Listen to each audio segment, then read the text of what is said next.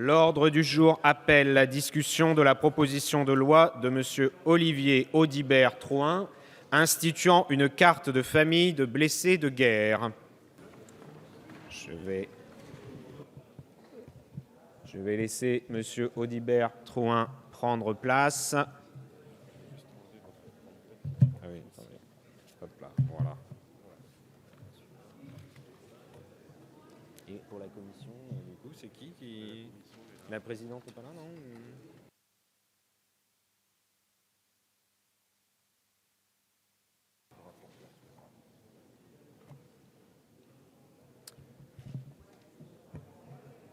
Nous allons donc passer à l'examen de la proposition de loi de M. Audibert-Trouin instituant une carte de famille de blessés de guerre. La parole est à M. Olivier Audibert-Trouin, rapporteur de la Commission de la Défense nationale et des Forces armées, pour 10 minutes.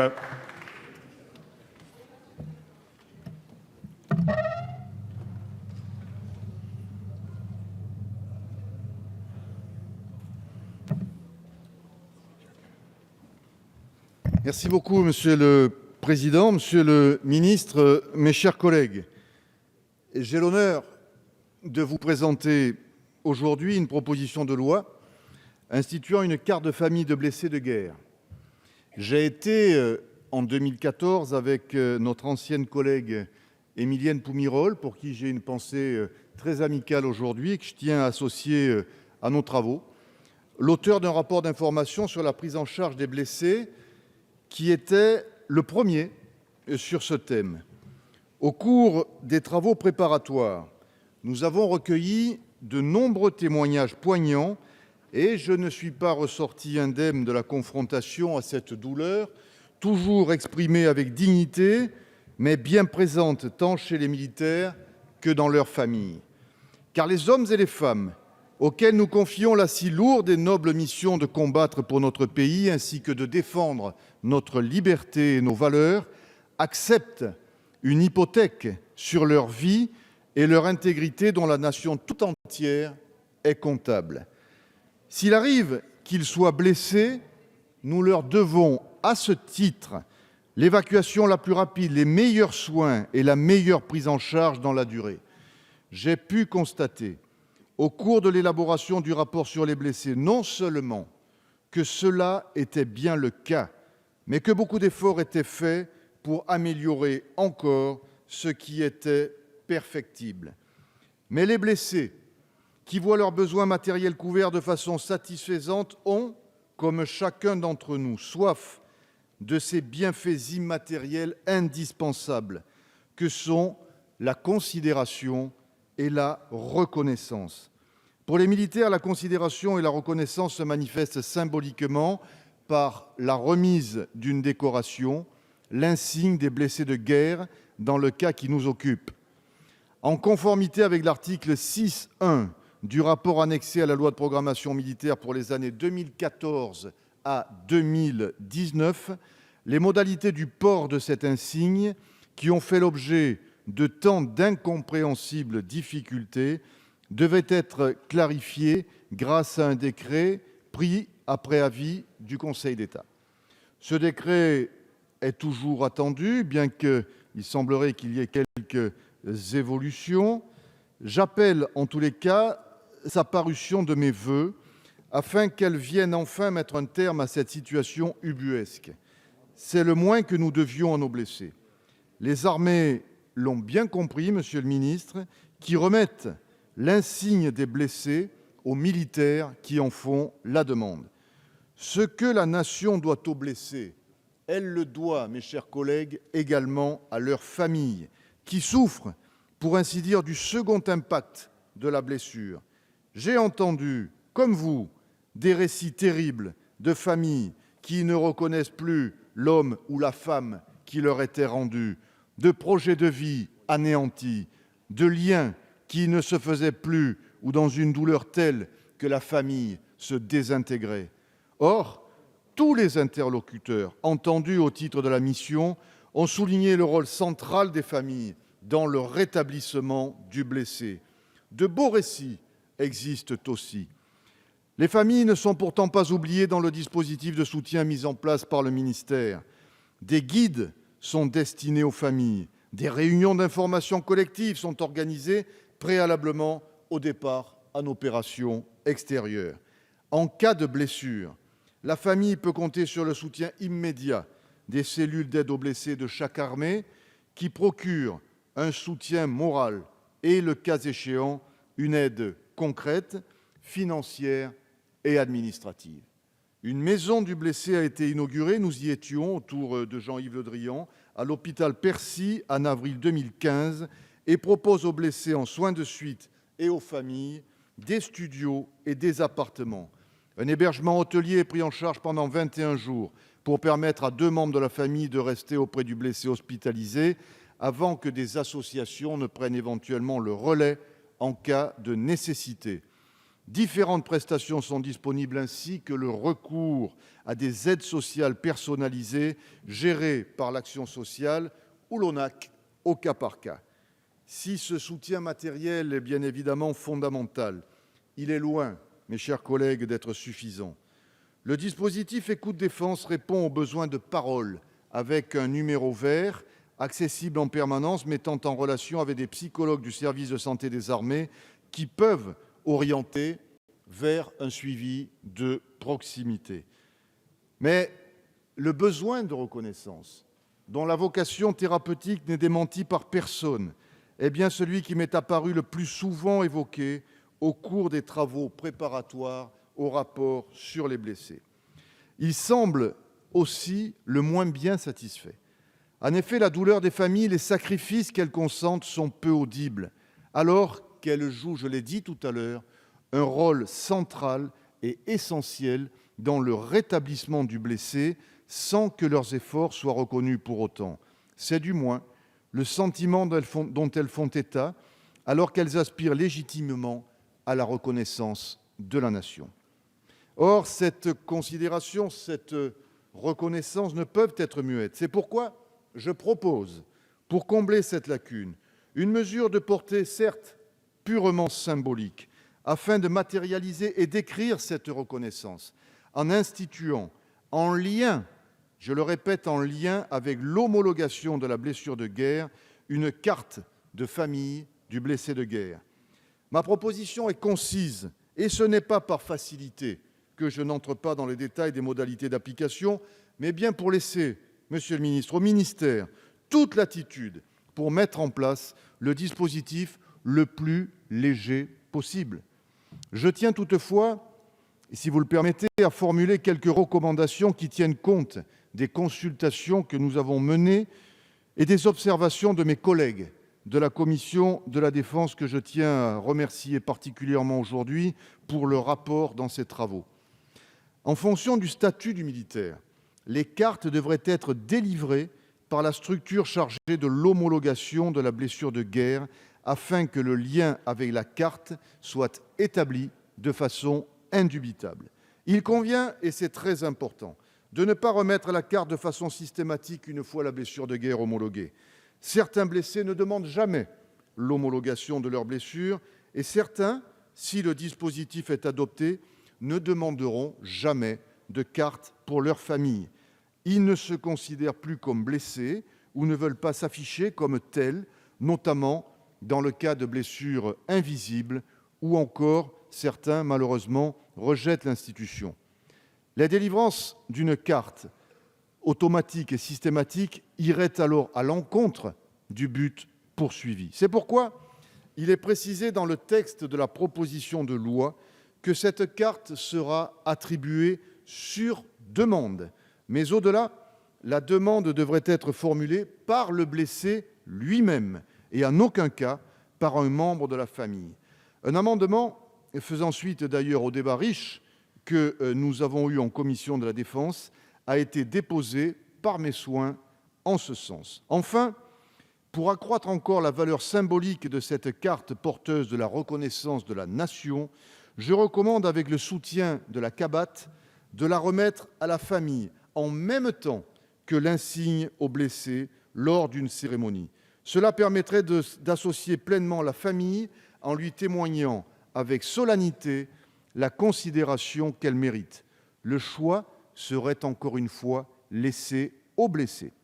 En conclusion, mes chers collègues, les avis obtenus dans le cadre de l'élaboration de cette proposition de loi, les messages reçus, nombreux, me conduisent à penser qu'elle est accueillie favorablement par les personnes en charge des blessés, qu'elle correspond à un besoin auquel est apportée une réponse symbolique, certes, mais dans la période si troublée que traverse aujourd'hui notre société, notre pays, à l'heure où nos forces de sécurité, nos forces armées sont durablement attaquées, plus que jamais, la reconnaissance de la Nation doit s'exprimer avec force. Les moyens matériels et financiers dus à nos armées sont bien sûr prioritaires pour accompagner nos forces dans leur mission. Et je n'inverse pas le rôle de ces priorités.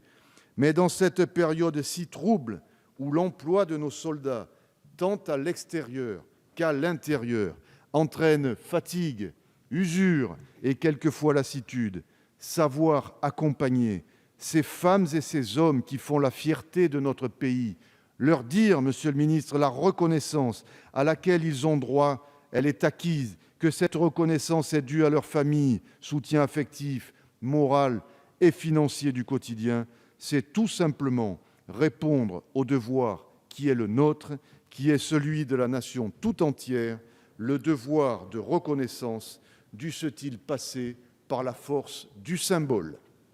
Merci, Monsieur Audibert Trouin. La parole est maintenant à Monsieur Jean-Marc Todeschini, secrétaire d'État chargé des anciens combattants et de la mémoire.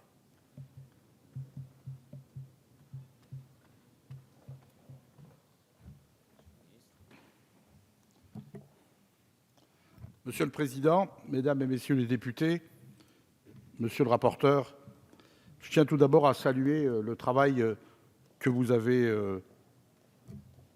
effectué. Monsieur le député, vous l'avez souligné, avec votre collègue Émilienne Poumirol, vous avez été en 2014 les auteurs d'un remarquable rapport d'information sur la prise en charge des blessés.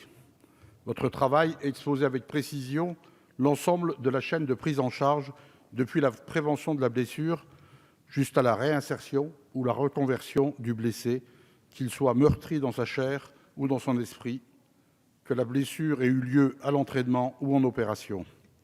Vous avez fait là œuvre de précurseur, puisqu'il s'agissait du premier rapport parlementaire sur ce thème. Je tiens d'ailleurs à signaler qu'à l'époque, la plupart de vos recommandations avaient immédiatement été prises en compte par les armées et les services du ministère de la Défense. La proposition de loi que vous portez et dont nous débattons aujourd'hui s'inscrit donc dans le prolongement d'un travail de plusieurs années. On ne sort pas indemne de la lecture de votre travail, je veux vous le dire, partagé entre l'admiration à l'égard de ceux qui se dévouent pour nos blessés, de la médicalisation de l'avant aux hôpitaux militaires, de la prévention au travail de réinsertion, et l'émotion à la lecture des témoignages de ceux qui sont marqués à jamais par cette épreuve, les blessés bien sûr, mais aussi leurs familles. Je tiens à vous remercier chaleureusement pour cet engagement. C'est le signe incontestable que la France ne les oublie pas, dans un moment où nos forces connaissent un niveau d'engagement exceptionnel. Cette attention au risque du métier de soldat joue un rôle fondamental dans leur morale et dans la confiance qu'ils portent à l'institution. Elle participe donc aussi de l'efficacité opérationnelle de nos forces. Vous me permettrez donc, Mesdames et Messieurs les députés, de commencer par situer cette proposition de loi dans le cadre de l'action que le ministère de la Défense mène depuis 4 ans pour la prise en charge des blessés. Vous le savez, c'est une préoccupation personnelle du ministre depuis sa prise de fonction. J'en viendrai ensuite à ce qui nous rassemble aujourd'hui, l'accompagnement et la reconnaissance de leurs familles.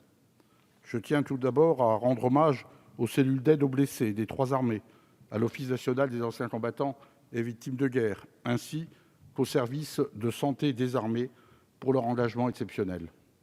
Pour soutenir nos blessés et leurs familles, il y a véritablement une mobilisation de la communauté de défense dans son ensemble, une cohésion où s'éprouve la force du lien armée-nation. Je pense bien sûr à tous les services du ministère qui concourent à cette tâche, mais je pense également à l'engagement exemplaire du monde associatif, Solidarité Défense, Terre Fraternité, l'Œuvre nationale du Bleuet de France, l'Association nationale des femmes de militaires, l'Association pour le développement des œuvres d'entraide dans l'armée, la Fondation des œuvres sociales de l'air. Toutes ces associations et bien d'autres, à un titre ou à un autre, ont à cœur de faire en sorte que la reconnaissance de la nation soit à la hauteur du dévouement de nos soldats et des épreuves que traversent leurs familles. À la question de l'amélioration du soutien et de l'accompagnement de militaires blessés et de leurs familles, le ministère cherche à répondre depuis 4 ans. Nous avons engagé depuis 2012 un effort considérable pour améliorer les modalités de mise en œuvre du droit à réparation, pour renforcer l'accompagnement des blessés et des familles, et pour que la reconnaissance de la nation soit à la hauteur de l'engagement et des sacrifices consentis par les femmes et les hommes de nos armées. Mais la dimension financière n'est qu'une composante de l'action du ministère. En parallèle, de nombreux dispositifs ont été mis en œuvre pour renforcer l'accompagnement dans la durée des blessés et de leurs familles. Je veux d'ailleurs mentionner l'institution d'un parcours global de soins pour les militaires blessés, défini dans le nouveau guide du parcours du soldat blessé. Il s'agit d'un parcours individualisé qui comporte une offre importante d'accompagnement dans les différents domaines touchant à la réinsertion médicale, administratif, social, professionnel ou encore sportif, avec le retour à l'emploi comme étape ultime de ce parcours. Nous sommes conscients que des progrès restent à accomplir. Notre action se poursuit donc, guidée par cette exigence. À la suite de votre rapport de 2014 et après un long travail d'expertise, une nouvelle impulsion a été donnée au plus haut niveau du ministère. Le 10 novembre 2015, un plan d'action relatif à l'amélioration de la prise en charge du soldat blessé a ainsi été approuvé. Ce plan d'action ministériel est structuré en 5 objectifs. Il a été lancé sous l'autorité du cabinet du ministre de la Défense en janvier 2016. Un comité de pilotage assure le suivi des actions qui doivent toutes avoir été mises en œuvre avant la fin de l'année 2016. Il s'agit d'abord d'organiser les états généraux de l'accompagnement du syndrome post-traumatique. Une première session s'est tenue au début du mois de mai. La prochaine sera organisée après l'été. Il nous faut aussi réduire les délais de traitement des demandes de pension militaire d'invalidité et améliorer l'efficacité des dispositifs de reconversion des militaires blessés. Nous expertisons en ce moment les conditions et modalités de création d'une maison interarmée du blessé à l'Hôtel national des Invalides. Enfin, l'amélioration du système d'information relative aux blessés a été confiée au service de santé des armées. Comme vous pouvez le constater, nous sommes déterminés à agir et vous pouvez être assurés de l'implication personnelle du ministre sur ces sujets. Je vais aborder à présent la question de l'accompagnement des familles, sujet de votre proposition de loi. Je voudrais rappeler les aides matérielles que nous avons mises en place, comme la prise en charge des frais de transport, d'hébergement et de restauration pendant 21 jours pour que les proches parents puissent se rendre au chevet des convalescents, ou la carte de circulation SNCF temporaire accordée aux familles pendant la durée de l'hospitalisation du militaire blessé en opération extérieure. Vous l'avez dit, monsieur le rapporteur, désormais, il est également possible aux familles de bénéficier de l'accès aux appartements de la Maison des familles et des blessés à l'hôpital d'instruction des armées de Percy, que le ministre a effectivement inauguré le 7 avril 2015. Vous étiez présent à la pose de la première pierre quelques mois plus tôt. À cela s'ajoute la décision d'une semaine de séjour gratuit dans un centre de loisirs de l'institution de gestion sociale des armées. Aboutissement d'un projet au long cours, la Maison des blessés de Percy permet de garantir la meilleure prise en charge possible aux blessés qui sont en suivi de soins et aux familles qui accompagnent leurs proches dans ces moments difficiles. C'est bien pour répondre à l'enjeu fondamental de l'accompagnement des familles qui viennent au chevet de leurs proches, bien souvent dès les premiers jours, suivant la survenue de l'accident, que cette maison a été pensée. Nous savons tous combien le lien familial est fondamental dans toutes les étapes de la prise en charge, notamment les plus aiguës. C'est un pas de plus qui a ainsi été franchi dans l'accompagnement des familles. Outre le fait de ne plus avoir à se préoccuper des prix et problèmes de transport liés à l'hébergement en région parisienne, une telle structure leur permet d'être pleinement intégrés au projet de réadaptation de leurs proches, d'être également soutenus par l'aide des assistantes sociales, des psychologues ou des juristes présents à leur côté. C'est pourquoi cette maison est autant celle des blessés que de leurs familles. Les uns ne peuvent se relever de cette épreuve partagée sans les autres. Nous apportons aussi d'autres formes de soutien aux proches en les informant notamment de leurs droits et des démarches à accomplir. Mais surtout, depuis l'année dernière, les familles des blessés peuvent bénéficier des services des psychologues du service de santé des armées au cours d'entretiens téléphoniques ou de consultations médicales. Le ministère de la Défense ne peut donc que saluer l'idée d'instituer une carte de famille des blessés de guerre, symbole de la reconnaissance de la Nation pour le rôle primordial que joue la famille dans la reconstruction du blessé. Une telle carte viendrait utilement renforcer les mesures déjà mises en œuvre pour le soutien aux familles. Nous en sommes convaincus. Comme vous le rapportiez dans votre travail de 2014, les familles de militaires ont autant besoin de reconnaissance que les soldats eux-mêmes. Elles ne sont naturellement pas décorées. Vous aviez reçu le témoignage à ce propos de la présidente de l'Association nationale des femmes de militaires, qui considérait que ce qui faisait le plus défaut aux femmes de militaires blessés, c'était justement la reconnaissance. Toutefois, en cohérence avec le Code des pensions militaires d'invalidité, et pour éviter qu'un lointain parent ne puisse prétendre à l'obtention de la carte, alors même qu'il n'a pas contribué au soutien du blessé, le ministère de la Défense souhaite restreindre le périmètre de la notion de famille de votre proposition de loi aux ascendants, aux conjoints et aux enfants. Mais il est vrai qu'en plusieurs circonstances, nous avons reconnu au cas par cas d'autres membres ayant joué un rôle éminent dans l'accompagnement, la guérison du militaire blessé, un frère ou un oncle par exemple. Le dispositif nouveau qui serait mis en place avec l'institution d'une carte de famille des blessés de guerre devrait donc également permettre de prendre en compte d'une façon ou d'une autre ces exceptions. Par ailleurs, au sein de la Défense, nous partageons l'idée que cette carte de famille de blessés de guerre marque d'abord et avant tout une reconnaissance de la Nation. Elle a une portée symbolique forte et doit donc être détachée de droit. Cependant, elle pourrait également être un vecteur de renforcement du lien armée-nation, en permettant notamment aux élus locaux de mieux connaître ces familles et, pourquoi pas, de leur accorder quelques facilités matérielles déjà reconnues à d'autres catégories de personnes.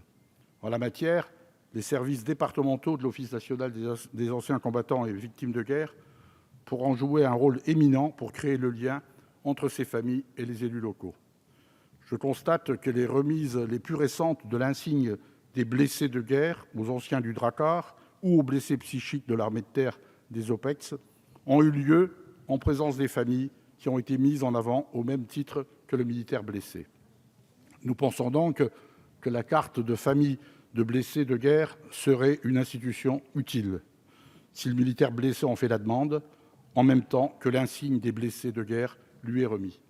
Cependant, tant que les modalités d'application ne seront pas définies précisément, en particulier pour ce qui concerne la définition de famille, les modalités d'octroi et de remise de la carte de famille de blessés, le Gouvernement s'en remettra sur l'ensemble de cette proposition de loi à la sagesse de votre Assemblée et propose qu'un groupe de travail auquel participerait l'Office national des anciens combattants et victimes de guerre en définisse les modalités d'application. Je vous remercie. Merci, Monsieur le ministre. Nous allons entamer la discussion générale et la parole est à Monsieur Philippe Vitel du groupe Les Républicains pour 10 minutes.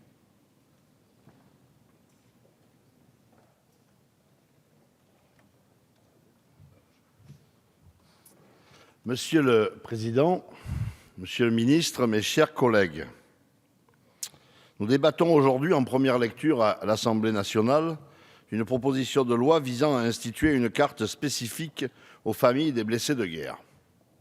Le groupe Les Républicains a choisi de mettre ce texte symbolique à l'ordre du jour. J'en suis personnellement très heureux, car je crois sincèrement que dans notre société meurtrie chaque jour par tant de crispation, de haine et de violence, y compris souvent malheureusement envers nos forces de défense et de sécurité, nous avons besoin plus que jamais de marqueurs et de symboles. La reconnaissance de la Nation envers nos soldats blessés et leurs familles en est un très fort, car cette reconnaissance réchauffe les cœurs et aide à panser les blessures. De retour d'opération, nos soldats doivent se reconstruire aussi bien physiquement que mentalement. Parfois, ils peuvent être saisis d'une forme de rejet de l'institution militaire due à l'absence de reconnaissance, ce qui les plonge dans l'isolement et la dépression la plus profonde. Un soldat blessé de guerre, bien entouré, connaît lui un rétablissement plus efficace et plus rapide. La famille joue donc un rôle essentiel dans la reconstruction de nos blessés et mérite par conséquent notre attention et notre soutien. Mais cela génère aussi une grande souffrance pour ces familles, cette souffrance qui demeure souvent muette. Toute cette souffrance, ces sacrifices consentis doivent être entendus et reconnus par la Nation. Il est vrai que notre législation permet à nos blessés de guerre et à leurs familles de bénéficier de soins, d'aide et du soutien matériel et moral nécessaires à leur réinsertion dans la société civile. Bien sûr, il existe déjà des structures spécialisées au service des blessés et de leurs familles, comme les cellules d'aide aux blessés et la sous-direction de l'action sociale de la défense. J'en profite pour saluer les nombreuses actions de ces structures, ainsi que celles du monde associatif, qui joue un rôle actif et primordial dans la réinsertion des blessés de guerre dans notre société et dans le soutien aux familles.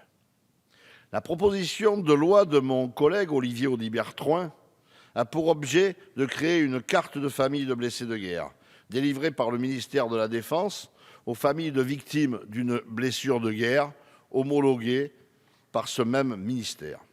Cette carte constituerait la matérialisation symbolique de leur contribution à la défense de notre pays. Elle est une affirmation de l'appartenance de ces familles à la communauté de défense. D'autres mesures symboliques ont déjà été votées par notre Assemblée. Par exemple, l'insigne de blessé de guerre, attribué à nos héros de guerre, a été créé en 1916 et formalise la reconnaissance de la Nation sans y attacher aucun droit. C'est la même logique que nous poursuivons à travers cette carte à destination, cette fois-ci, de leur famille. Comme pour l'insigne de blessé de guerre, cette carte ne vise pas l'octroi d'un avantage matériel. D'autres dispositifs y pourvoient, mais bien la manifestation de la reconnaissance qui, elle, n'a pas de prix. Rien ne s'opposera à ce que des initiatives publiques ou privées conditionnent certains avantages non matériels à la possession de cette carte. Ceux-ci devront toujours être en lien étroit avec la communauté de défense. Par exemple, participer à des commémorations patriotiques ou permettre de témoigner. Le présent texte insiste sur le fait que cette carte ne peut ni être attribuée de façon systématique, ni être sollicitée directement par la famille, certains blessés ne souhaitant pas s'afficher en tant que blessés. De même, l'homologation de la blessure de guerre par le ministère de la Défense relève d'une démarche purement volontaire. Quant aux modalités d'application de cette proposition, elles sont laissées volontairement au ministère de la Défense, mieux à même de les organiser. Elles doivent être les plus simples possibles. Certaines pistes sont d'ailleurs envisagées par notre rapporteur, comme par exemple, lié à l'homologation de la blessure de guerre, un formulaire d'attribution de la carte pour les familles. Ou encore, remettre l'insigne de blessé de guerre ainsi que cette carte au cours d'une cérémonie solennelle, ce qui serait particulièrement apprécié des familles et bien sûr des Françaises et des Français dans leur globalité. Le retour d'un mari, d'une femme, d'un père ou d'une mère, d'un frère ou d'une sœur blessés est une épreuve souvent invisible que doivent endurer les familles. Elle mérite toute notre reconnaissance et un tel geste, certes symbolique, est la moindre des choses que nous puissions faire. Et je ne doute pas que ce geste pourra être partagé sur l'ensemble de nos bancs. Le groupe Les Républicains vous invite donc tous, mes chers collègues, à voter unanimement cette proposition de loi. Je vous en remercie. Merci, Monsieur Vittel. La parole est à Monsieur Yannick Favennec pour le groupe UDI pour 10 minutes.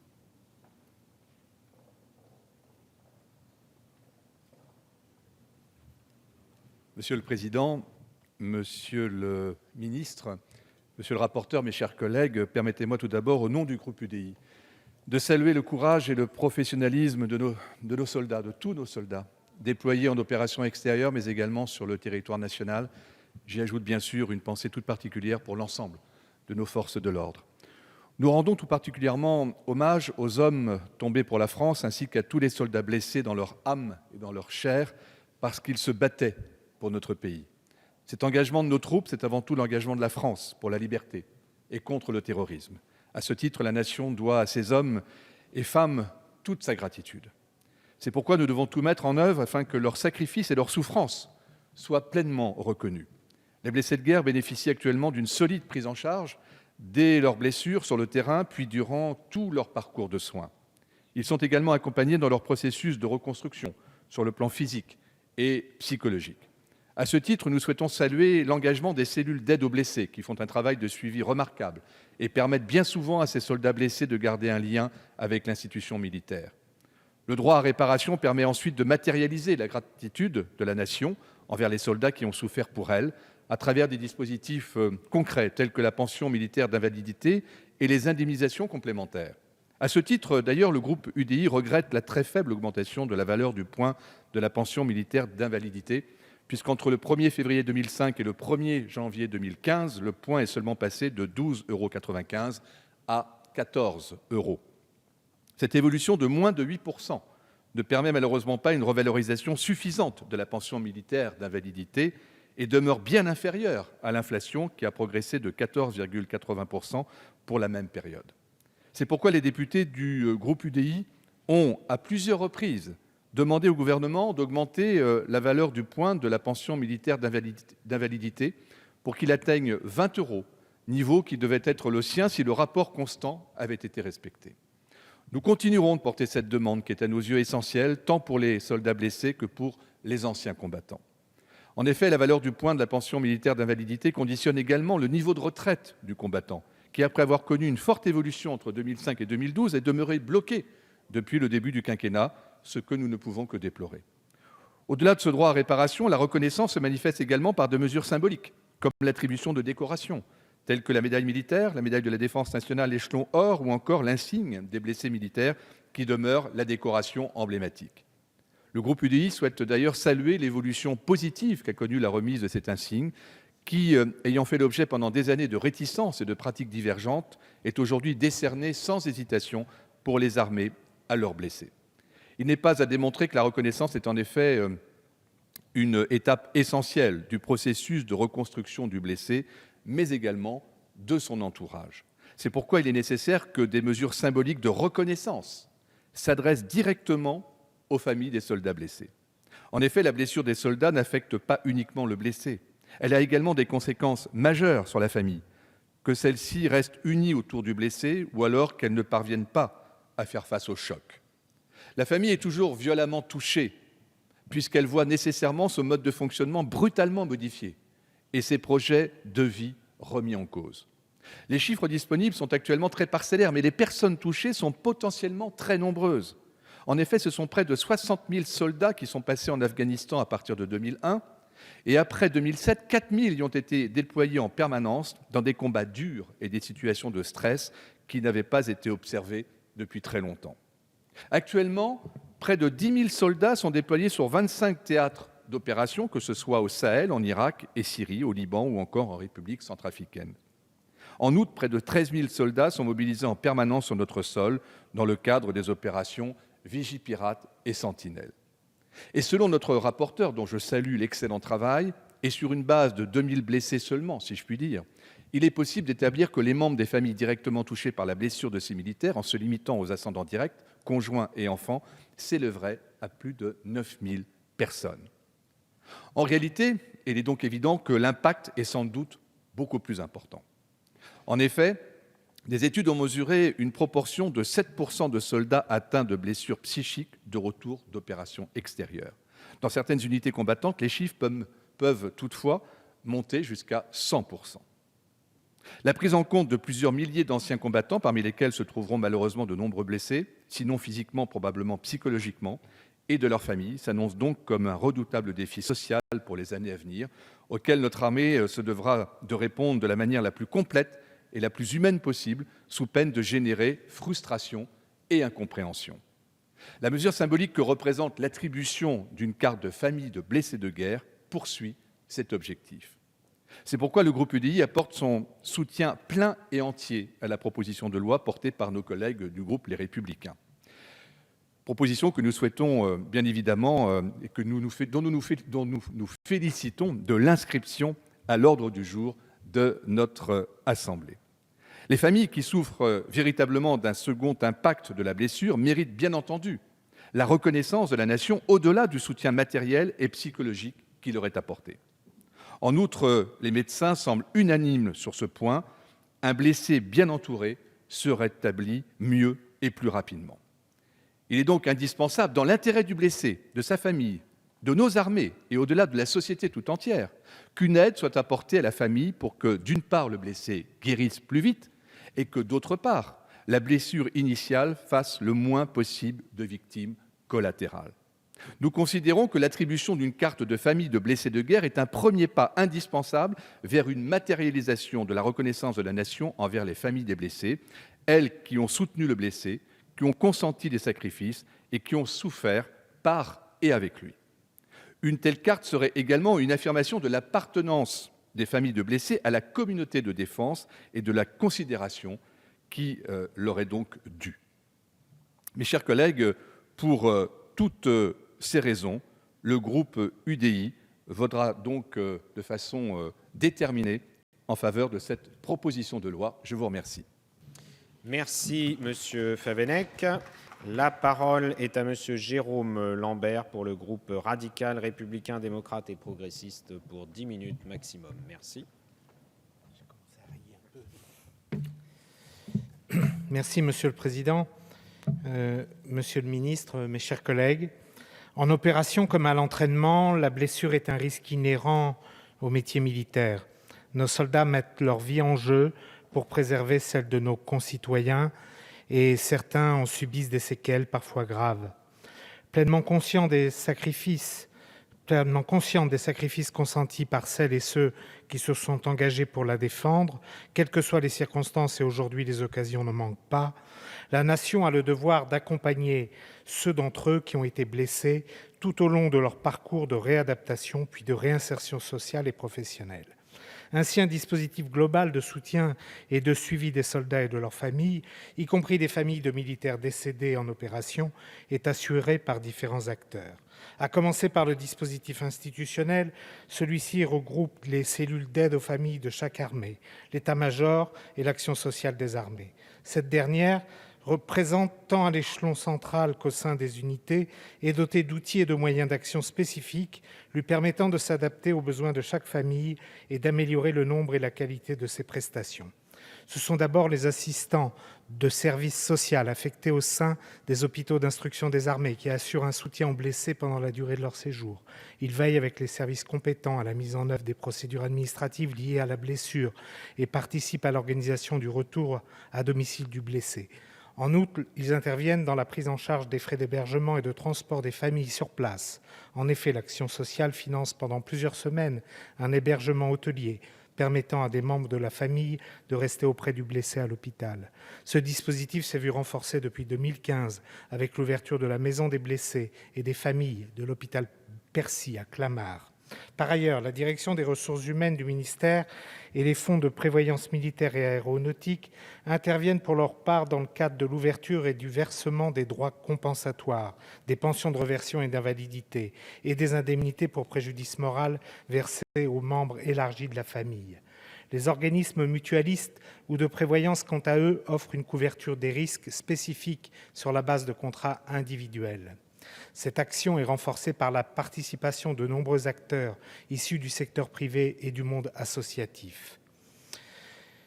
Ainsi, depuis 2010, un protocole a été signé avec l'Institution de gestion sociale des armées pour offrir aux familles des militaires blessés ou décédés des prestations particulières. Acteur solidaire du dispositif institutionnel, elle complète l'action publique par un renfort moral ou financier à destination des militaires blessés et des familles endeuillées. La coordination ministérielle de leurs actions permet de garantir l'utilisation appropriée des fonds récoltés.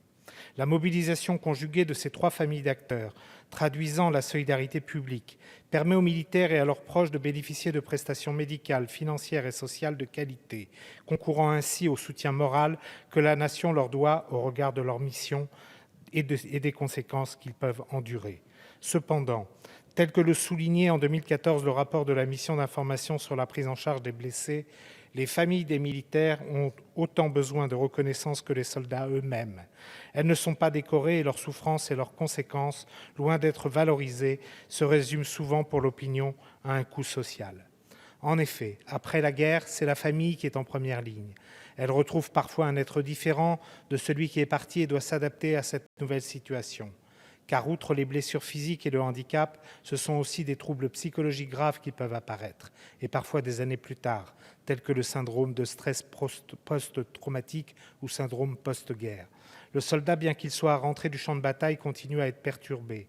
Cela peut se manifester par un isolement, de l'agressivité et la dépression, des comportements difficiles à vivre et à comprendre pour l'entourage qui peut s'en trouver fragilisé. Malgré tout, et en plus des soins, le rôle de la famille est alors fondamental, tant elle participe à l'accompagnement et à la réadaptation du blessé. À ce titre, l'attribution d'une carte de famille de blessés, même si elle n'est que symbolique, revêt une grande importance, celle de leur reconnaissance de la Nation, une reconnaissance à l'égard de ceux et celles qui souffrent avec le militaire et l'accompagnent. Par conséquent, le groupe radical républicain, démocrate et progressiste soutient la proposition de loi instituant une carte de famille de blessés de guerre. Merci. Merci, Monsieur Lambert. La parole est maintenant à Monsieur Christophe Prémat pour le groupe socialiste, écologiste et républicain.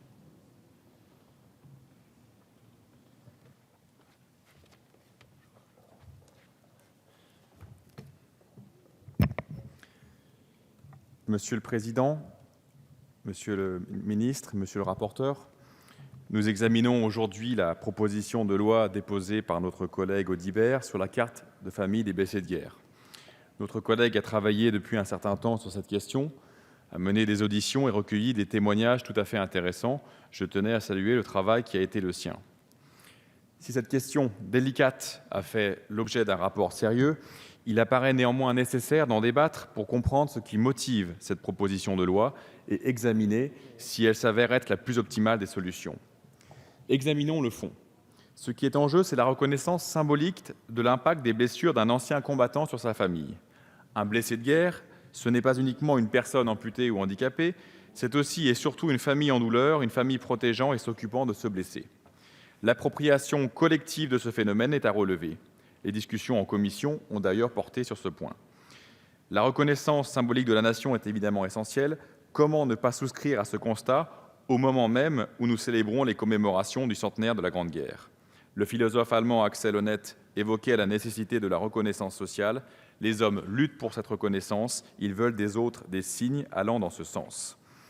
Si cette reconnaissance légitime d'un point de vue philosophique est nécessaire, faut-il en rester au niveau d'une création symbolique supplémentaire ? En tant que législateurs, devons-nous réparer les injustices par des symboles ? Cette transaction n'est pas anodine quand on se réfère à l'horizon de vie des personnes concernées. Il y a des symboles qui n'impliquent pas la délivrance d'une carte, mais qui se marquent par des gestes, une inclusion systématique de ces familles aux manifestations républicaines de notre pays. Le débat peut avoir lieu sur cet aspect et le ministre a annoncé la création d'un groupe du travail. Saluons cette initiative. Nous devons prendre garde à ne pas alimenter de faux espoirs sur des symboles et veiller à effectuer une juste reconnaissance, une reconnaissance comprise par ceux qui la reçoivent comme par ceux qui l'opèrent. À trop tourner autour des symboles, nous pouvons simplement user du ministère de la parole et renforcer un sentiment de frustration auprès des familles de blessés.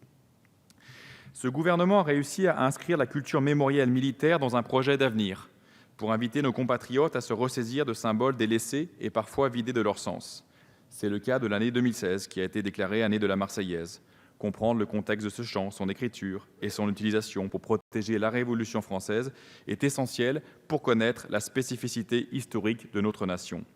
Ceux qui ont combattu pour notre pays et pour la préservation de nos idéaux méritent une reconnaissance indiscutable, se traduisant par des gestes républicains. En ce sens, je suis sûr que le gouvernement veille et veillera à l'inclusion des familles des blessés de guerre pour témoigner de l'hommage de la nation. Tout ce qui ressort de la reconnaissance s'incarne dans un régime d'empathie républicaine.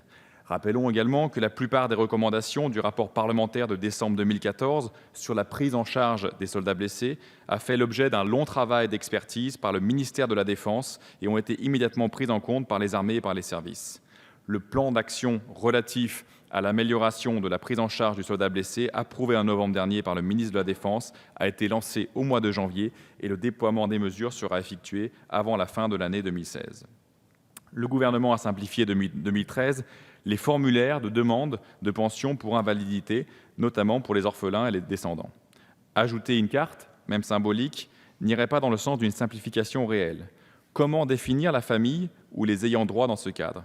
J'entends le fait qu'un blessé ayant une infirmité permanente est une charge pour la famille, mais la société prévoit également des dispositions pour la prise en charge du handicap. Il faudrait pouvoir améliorer la prise en charge de ces grands blessés. Sur ce point précis, soulignons que le rapport annexé à la loi de programmation militaire 2014-2019 a prévu qu'un effort particulier de reconnaissance soit entrepris à l'égard des militaires blessés en situation de guerre ou en opération extérieure et que les textes relatifs à l'insigne des blessés de guerre soient simplifiés par décret en Conseil d'État. Le ministère présentera au Conseil d'État un décret autorisant l'extension du port de l'insigne pour les blessés psychologiques visant à permettre la reconnaissance des états de stress post-traumatique développés par les militaires à la suite d'opérations extérieures. Le Code des pensions et des invalidités est suffisamment précis pour la qualification et l'appréciation des blessures. Une carte supplémentaire ne risque-t-elle pas d'introduire des confusions ? Nous faisons également la loi pour clarifier la vie pratique de nos concitoyens ou pour introduire de nouveaux droits. Dans le cas présent, je pense que l'administration des anciens combattants sera sujette à un flux de demandes, peut-être parce que les familles des blessés espéreront obtenir des aides supplémentaires, ce qui n'en est rien. N'oubliez pas que la carte d'invalidité donne accès à des avantages dans les transports, que ce soit dans le train ou dans les lignes intérieures. Il faudra expliquer aux personnes que cette carte famille blessée n'octroie aucun avantage particulier. À quoi bon une carte lorsque nous disposons d'un répertoire de récompenses et de distinctions républicaines ?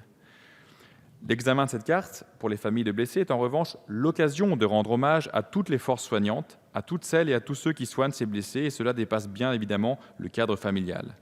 L'administration des anciens combattants a été réformée sous votre majorité avec l'institution d'un guichet unique.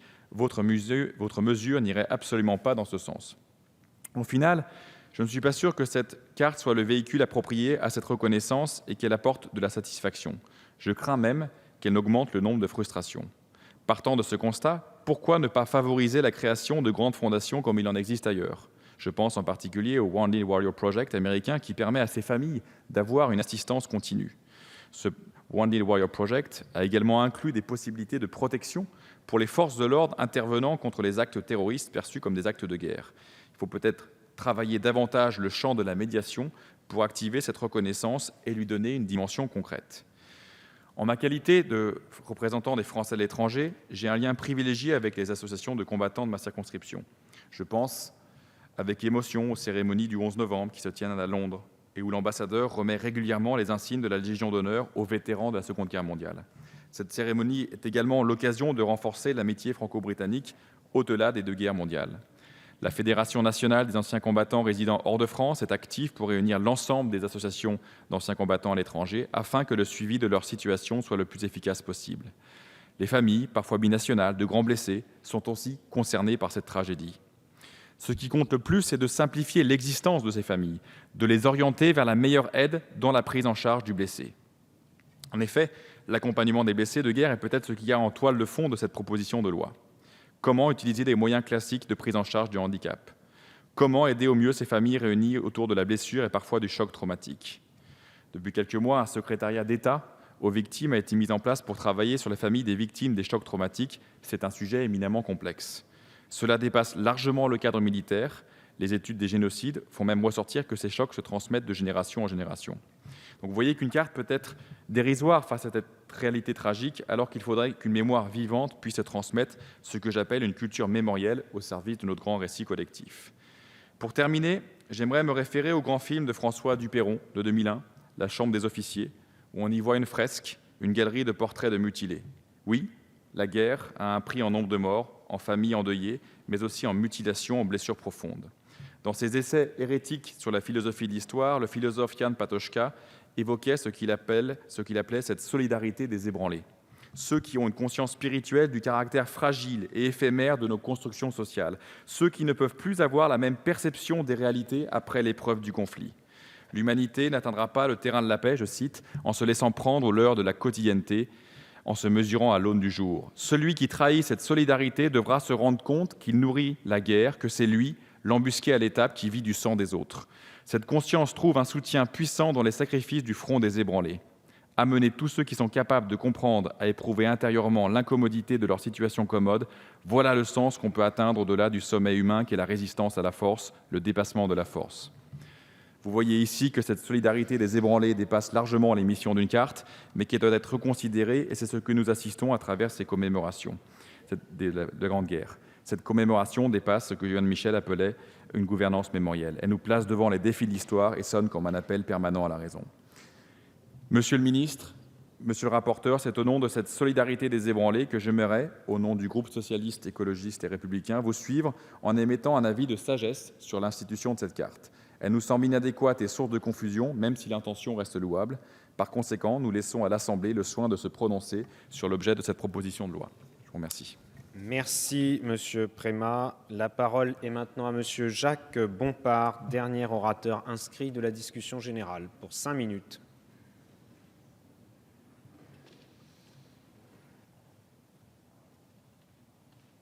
Merci, Monsieur le Président.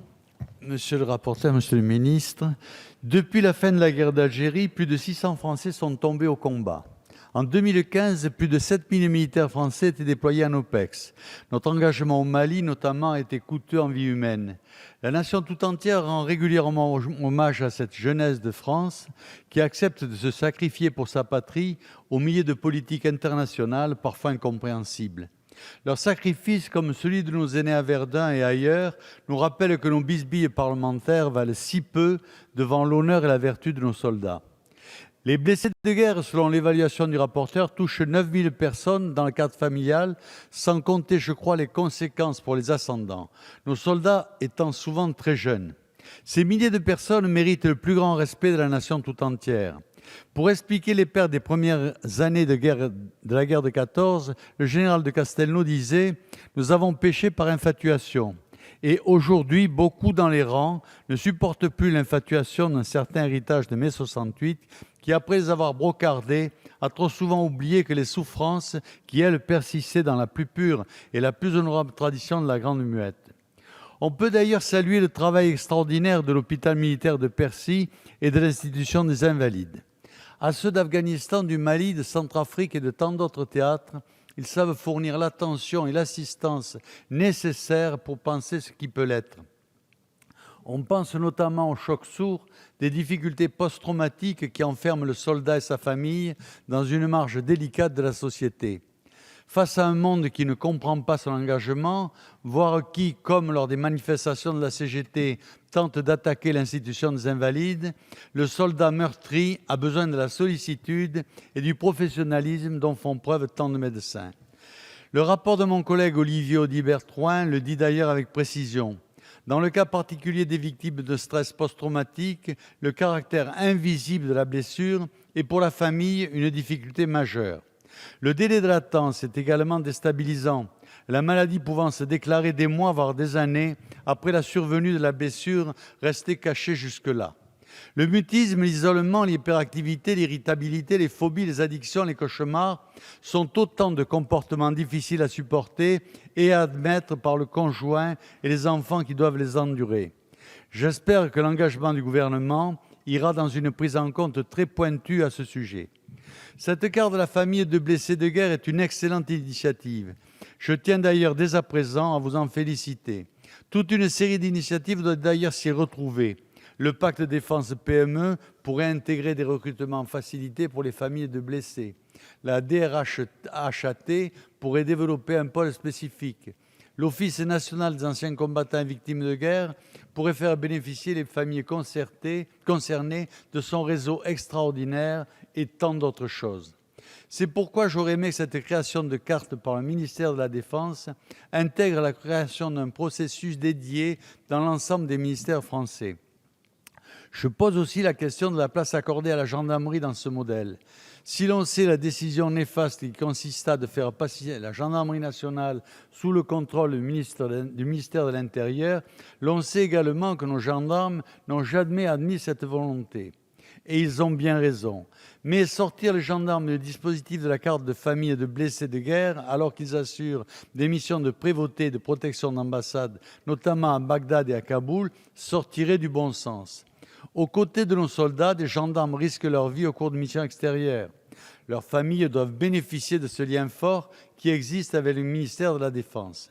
Il serait inacceptable que les familles de gendarmes ne bénéficient pas de cette initiative, Monsieur le ministre. Mes félicitations donc pour ce texte dont j'espère qu'il adoptera ce modeste complément pour le gendarme, un complément qui ne sera pas financièrement majeur, mais symboliquement essentiel. Je terminerai par une question. Quelle est la place dans ce texte des blessés par des attentats terroristes? Ils sont les victimes de la pire des guerres, celle qui revoit tous les droits, qui annihile tous les droits de l'homme, des femmes et des enfants. Et donc je crois qu'ils devraient faire partie, ils ont droit à notre sollicitude, Monsieur le ministre. Je vous remercie. Merci, Monsieur Bompard. La discussion générale est close. Monsieur le rapporteur, est-ce que vous souhaitez intervenir? Si, Monsieur le Président. Vous avez la parole. Un mot extrêmement rapide, vu l'heure qui avance. Simplement, d'abord, pour remercier l'ensemble des rapporteurs pour leurs propos. Ils ont tous tenu à souligner le travail qui avait été fait. Et je le répète ici, je tiens particulièrement, en ce jour, à associer Émilienne Poumirol, notre ancienne collègue, à ces travaux qui ont été réalisés. Je voudrais simplement souligner peut-être que chacun des rapporteurs ici a voulu rappeler l'importance de la reconnaissance de la nation. Et chacun a voulu dire ici que les familles avaient un rôle extrêmement important dans le cadre de la reconstruction des blessés. Je crois que tous les médecins rencontrés l'ont bien souligné. Lorsqu'il y a un soutien familial qui est fort, eh bien, la guérison est beaucoup plus rapide. Et c'est donc bien évidemment cela entièrement bénéfique, y compris et surtout d'ailleurs pour nos armées. Je voudrais dire à Christophe Prémat, d'abord pour le remercier de son propos, mais lui dire que je ne peux pas, s'il le permet, penser qu'il s'agit là d'une source de confusion, comme vous le signaliez en fin de votre propos. Cette carte de famille n'est pas faite pour rajouter de la complexité à la complexité.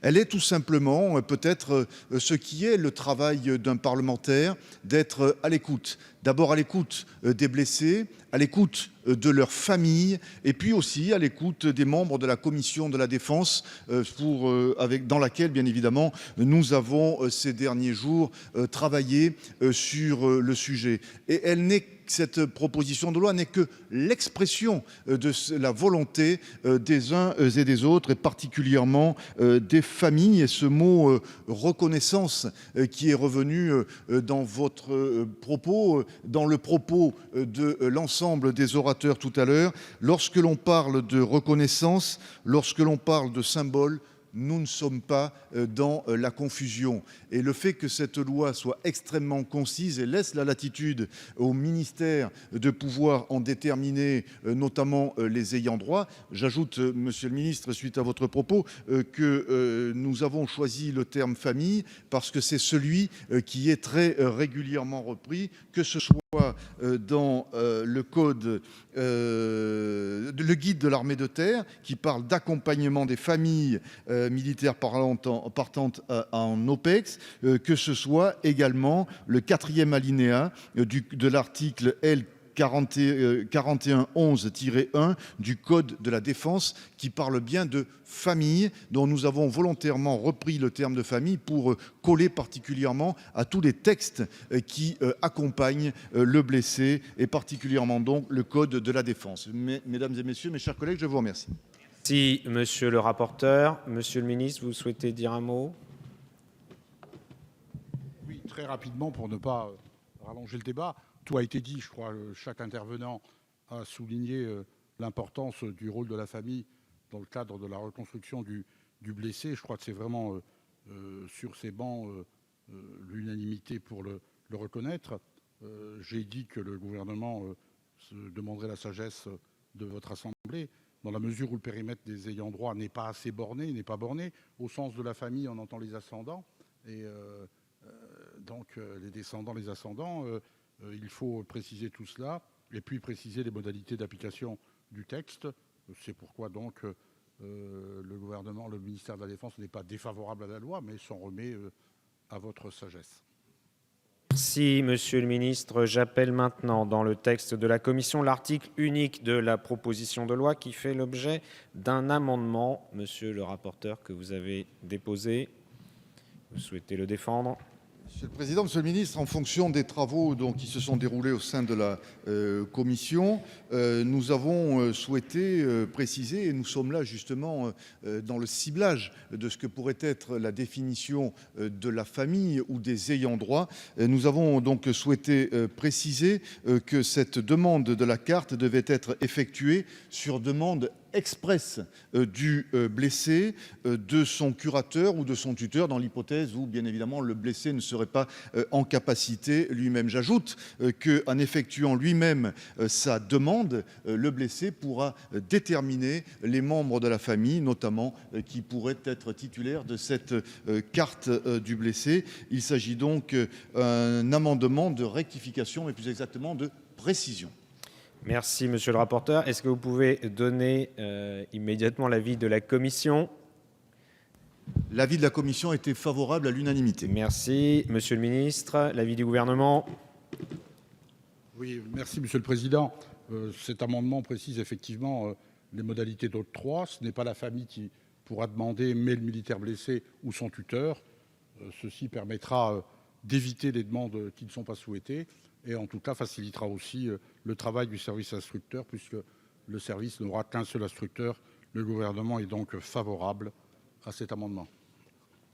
Merci, monsieur le ministre. Je mets aux voix cet amendement qui a fait l'objet d'un avis favorable de la commission et un avis de sagesse. Donc, monsieur le ministre du gouvernement, qui est pour? Avis favorable, pardon. Qui est contre? Il est adopté. Je mets aux voix l'article unique de la proposition de loi. Qui est pour? Qui est contre? Il est adopté à l'unanimité. Article additionnel après l'article 1.